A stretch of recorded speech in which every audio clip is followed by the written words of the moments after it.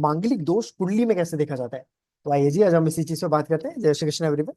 देखिए जी, अगर आपकी कुंडली में मंगल की अगर मैं बात करूं, अगर आपकी कुंडली में मंगल लगन में बैठा हो, सेकंड हाउस में बैठा हो, फोर्थ हाउस में बैठा हो, सेवंथ हाउस में बैठा हो, एट्थ हाउस में बैठा हो, या ट्वेल्थ हाउस में बैठा हो, अगर इन भावों में अगर आपका मंगल बैठा हुआ है तो फिर आप मांगलिक हो।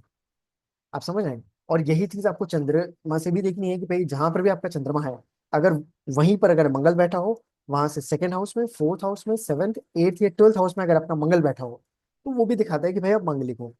तीसरी चीज, भाई मान लेते हैं कि आपका जहाँ पे शुक्र बैठा हुआ, वहीं पर अगर मंगल बैठ जाए, वहां से दूसरे में, चौथे में, सातवें में, आठवें में या बारहवें में अगर मंगल बैठ जाते हैं, तो वो भी दिखाता है कि भाई आप मांगलिक हो। आप समझ रहे हैं। तो इतनी इतनी जगहों पर अगर मंगल बैठता है लगन से, चंद्रमा से, शुक्र से, तो वो जातक को मांगलिक बोला जाता है। अच्छा जी, अब आते हैं सेकंड पार्ट पे। तो क्या ये खतरनाक है। तो जी हाँ, खतरनाक तो है। आपने भी देखा होगा कि भाई मांगलिक की वजह से कितनी परेशानी होती है जीवन में। जो अगर आप देखे होंगे ना कि भाई प्रॉपर अगर कोई मांगलिक निकल जाता है ना, तो उनकी मैरिड लाइफ में बहुत दिक्कतें आती हैं। मतलब शादी होने में भी दिक्कत आती है, शादी होने के बाद पता लगता है कि मैरिड लाइफ खराब थी। आप समझ आए। अच्छा, कैसे सबको दिक्कतें आती है। तो जब खुद ही सोचिए, मैंने जितने भी भाव अभी आप लोगों को बनाया लगन से ही मान लेते हैं। मैंने आपको कौन कौन से भाव बताए जी। पहला भाव, दूसरा भाव, चौथा भाव, सातवां भाव, आठवां भाव और 12वां भाव। अब देखिए 12 भावों में से 6 भाव तो मैंने आप लोगों को गिनवा दिए हैं जो मांगलिक होने की कंडीशन में गिने जाते हैं। अब देखिए, लेकिन अगर मैं इसकी परसेंटेज निकालू ना, प्रोबेबिलिटी जैसे बोलते हैं, तो ये हो जाएगा कि 50% लोग की कुंडली में मांगलिक योग बन जाएगा अगर मैं इस कंडीशन पे चलूँ तो। इसका मतलब क्या है कि जितने लोग आप लोग बैठे हैं ना, उसमें से 50% लोगों की कुंडली में ये वाला नियम लग जाएगा।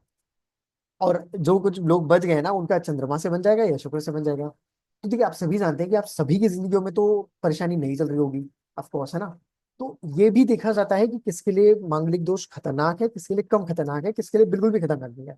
उसके लिए पूरी कुंडली देखी जाती है। प्रॉपर कुंडली एनालिसिस करने के बाद पता लगा जाता है कि कितना सीवियर है मंगल। अब जैसे मैं हाल ही की बात करता हूँ, लास्ट वीक तो मेरे पास एक कुंडली मिलाने के लिए 2 कुंडलियां थी। और मैं आपको बताऊं कि लड़की की कुंडली तो फिर भी ठीक ठाक थी। लड़की की कुंडली में एक्सट्रीम मांगलिक थी वो, मतलब आप समझ रहे, एक्सट्रीम मांगलिक थी, जहाँ पे दिख रहा था कि भाई बहुत ज्यादा परेशानी है।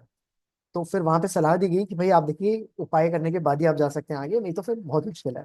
तो आप समझ रहे हैं। देखिए, ये देखा जाता है, और आपने भी अपने लाइफ केसेस में देखा होगा कि जो मांगलिक होते हैं ना, उनकी जिंदगी में प्रॉब्लम्स देखी जाती हैं। सो आई होप कि आपको ये जानकारी अच्छी लगी होगी, समझ में आया होगा कि मंगल दोष कैसे देखा जाता है। और आप लोग बता सकते हैं जी मुझे कमेंट सेक्शन में आपको कैसा लगा ये।